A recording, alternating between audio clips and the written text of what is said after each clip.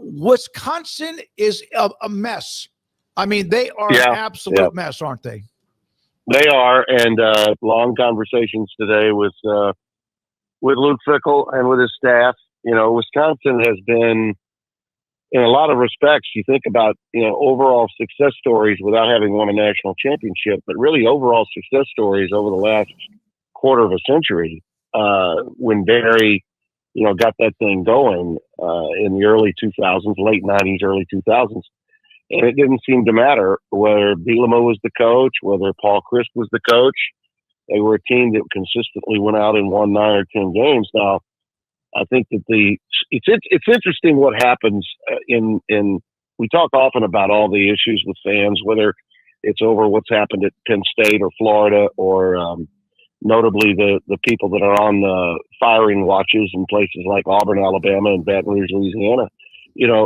Wisconsin, they made a significant decision when they chose not to hire Jim Leonard, who was considered one of the top defensive coordinators in the country and was up for a number of head coaching jobs. He's now moved on to the NFL, but he was a Wisconsin guy, and they had been promoting from within for years. They decided to hire Luke Fickell away from Cincinnati, who had taken them to the college football playoff when it was only 4 teams, just a handful of years ago. And he's an Ohio State guy. He was an interim coach at one time for the Buckeyes, and now his ties were more to Tressel, obviously, than they were to Urban. But the reality is, and he worked for Urban, but he was more of a Tressel guy. The decision that they made to hire him was considered outside the box. Well, he goes in there, decides to go to a spread air raid offense with Phil Longo, who had tutored the likes of Drake May at North Carolina.